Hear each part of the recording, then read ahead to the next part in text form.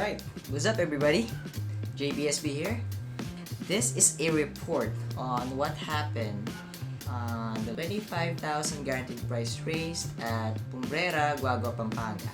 And the date is February 8, 2020. We'll be talking about my number 5 car. As a report today, I owe a lot of experience from number 5, from that car. So here's what happened. So unfortunately, I've only reached quarterfinals, and let's just talk about FM first because you will learn a lot from this video, experience-wise. So this is the truth, and magagamit mo ito on your future races. So napaka-importante nito if you're going to ask me. Kung ako manonood nitong video na to at may ibang gagawa ng ganitong klaseng video, I will try to listen to it and stay tuned. Ito yung race kahapon. Lagi po, ito bagong bagong recordings. So, we'll be talking about what happened on that race, yesterday's race. So, ayan, ang nakalagay po dito, February 8, 2020. Kev's birthday race, kasi birthday race po yun ni Sir Kevin. So, FM, nagpatakbo ako ng siyam na FM. Let's just talk about it real quick, about the FM and what happened on the quarterfinals. So first off, tignan nyo muna yung record ng oras. So lalapit lang ako so I can just show you guys exactly. So wala namang edit to eh. I'm not pretty sure kita ninyo. Okay? So yung car number 1, ang oras niya 13:31. Pumasok siya ng second heat 13:18. Ibig sabihin napabilis ko yung auto.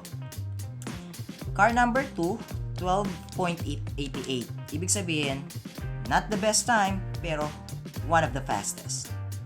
Ang best time yata, 12.6 ang naorasan ko. Sa number 3 car ko naman, 12.72. Kung mapapansin nyo dito, yung pangalawang time niya, pag meron siya, pumasok siya ng second heat. Going third heat na siya. Ngayon naman, yung mga nakalagay dito, embang. That's the term when your mini four-wheel drive flew off track. Tapos, yung kalaban mong racer, either one of them, nakatapos umabot sa finish line 3 laps. So, sila winner. Embang, ibig sabihin, tumalon yung auto ko. Dito sa unang dalawang bitaw ko, pinabilis ko pa yung auto, nilinis ko yung gulong, tapos tinaktak ko yung mini four-wheel drive, hinipan ko yung makina, kung meron dun mga alikabok dun sa brush, mawala. Bumilis siya. So, supposedly, kung tumapo siya, mas mababa pa dapat ang oras dito. So, embang, tatlo. Pero itong 13:09, pinabilis ko pa rin kasi sabi ko 13:09 mabagal. Pero sabi ko, sa susunod na 12 na oras, 12 high na oras, hindi ko na pabibilisin. So, nag-adjust na ako. So, on the number 5 car, actually, number 4, best car yan eh. Kaso, napabilis ko, nagkamali ako ng desisyon. Yung ganitong oras sa second heat, mabilis na pala. But, nung number 5 car, ang sumunod na oras niya is 12.91. Ibig sabihin, nanalo siya sa second heat, moving siya sa third heat. Ngayon, yung mga sumunod, embang ulit. Tapos, number 7 na car, umabot pa na second heat, na under third heat. So, magpo-focus tayo sa number 5 car kasi may history to kahapon eh. May story to kahapon. And then, so number 8 ko, umabot siya na second heat, umabot ng third heat. Ang problema, actually under ako dito. Sa third heat, sa fourth heat, going quarters going semis, under yan, under speed. Pagka sinabing under speed, naiwanan yung auto.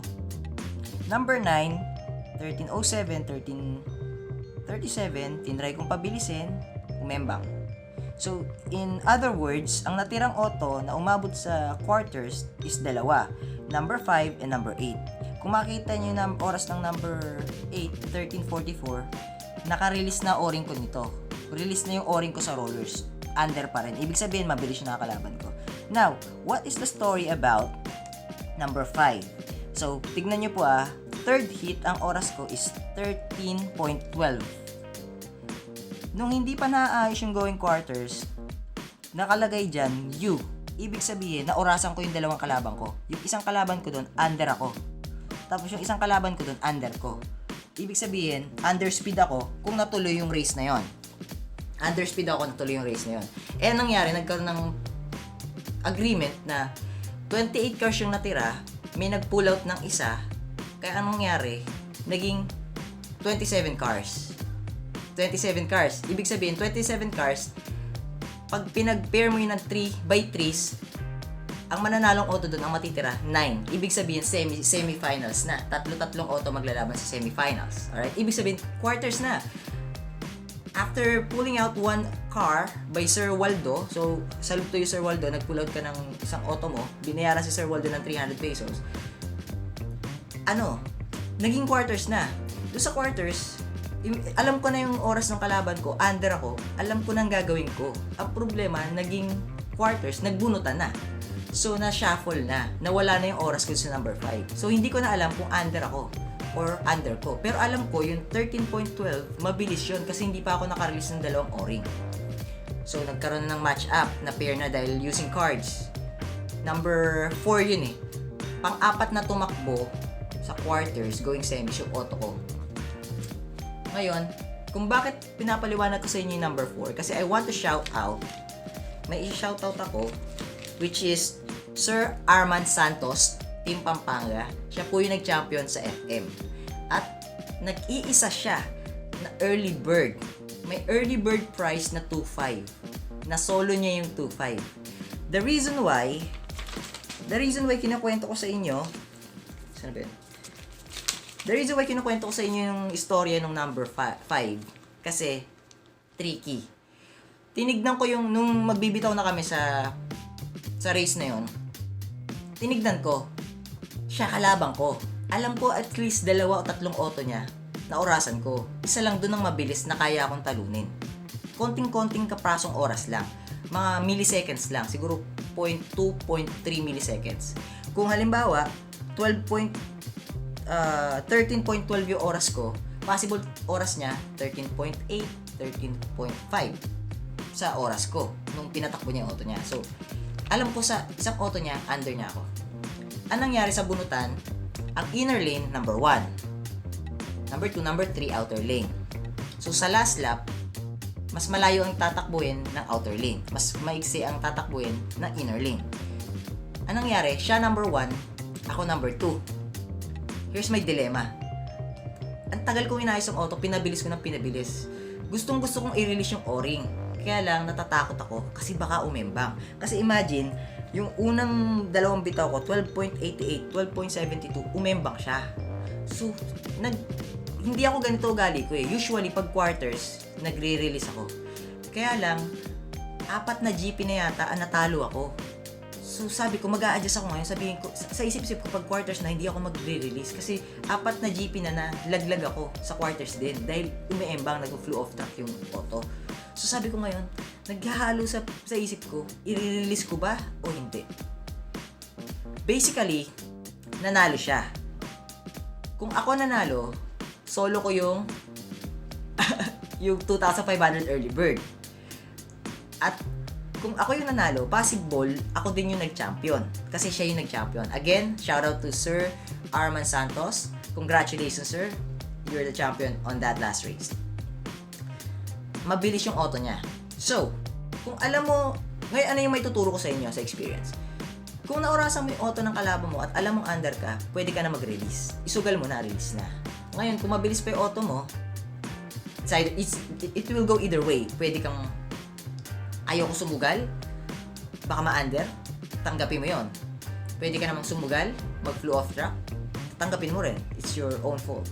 So, on this one, it's my own fault. I owned it. Mali ko yung desisyon. Hindi lang talaga ako mapatulog kasi nangyayari to sa bawat racers, lalo na sa ganitong critical na sitwasyon.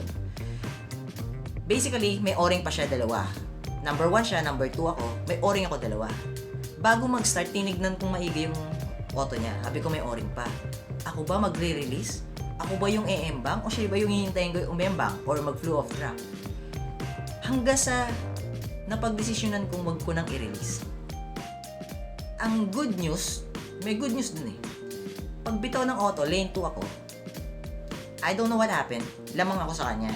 Lamang. So sabi ko, panalo na.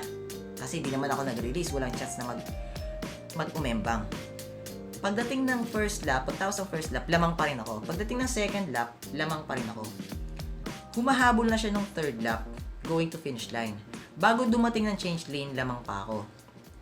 Pagpasok ng change lane, nag-inner siya. Outer siya, pumasok sa change lane, nag-inner siya. Ako naman, gumitna na. Lamang pa rin ako dun sa tabletop. Dun sa tabletop, nagpantay kami. The problem is, liliko muna bago dumating ng finish line. So may 2 straight curve, then 2 straights. 1 straight yung pangalawang straight yung finish line. Pantay na kami nun. So, I was expecting it's either dead heat or under ako. Anong nangyari? Under po ako. Ganyan. So, kung experienced racer ka na, alam mo sa sarili mo na kung nag-release ka, lalaman ka ng isang panel or higit, more or less, isang panel doon sa kalaban mo. The problem is, kung magre-release naman ako, possible mag-release siya. Pag nag-release siya, same result. Lamang pa rin siya. Ngayon, kung nakita ko nag-release siya, magre-release ulit ako. So, 2 o-ring na sa rollers, sa cowl. Bracken guide cowl. Kung nakita niya nag-release ako, possible mag-release din siya ng 2. So, ganun pa rin, same result. Possible, lamang pa rin siya ng ganyan. Kaya lang, kung parehas kaming naka-release, either way, pwedeng may umembang sa amin kasi risky yun eh. Kasi yung o-ring sa roller na cowl can stabilize your mini-four drive, lalo na sa SFM at sa bracken guided cowl. Kayang-kaya kanyang stabilize sa change laner or lane changer or sa curve. Now, anong nangyari? Natalo ako. Kung bakit ko na-share sa inyo, napaka-importante nun.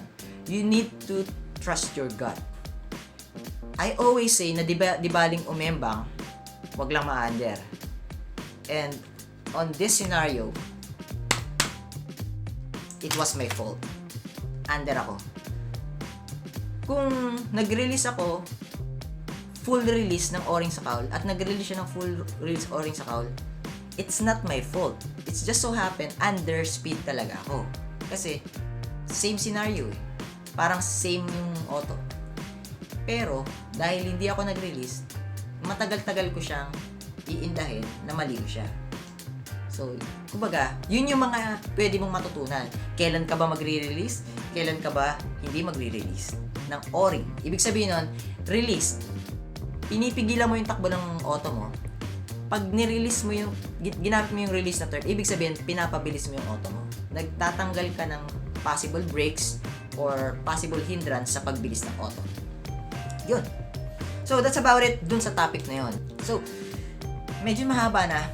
Upload ko pa rin to. Bahala na kung panoorin nyo o hindi. But, I would like to thank you guys. I would like to thank you guys for supporting me and for believing in me. I'm just sharing my experience. This is not 100% fact. True. Kung ano lang yung na-observe ko, tinuturo ko lang. Just in case makatulong sa inyo. Hopefully, I'm hoping na, in a way, it can help you. So, again, this is JBSB here, signing out. And before that, like what I've always said on my previous video, keep safe, take care of yourself, be blessed today and every day of your life. I'll be seeing you on the next video. Bye for now. Ciao, ciao.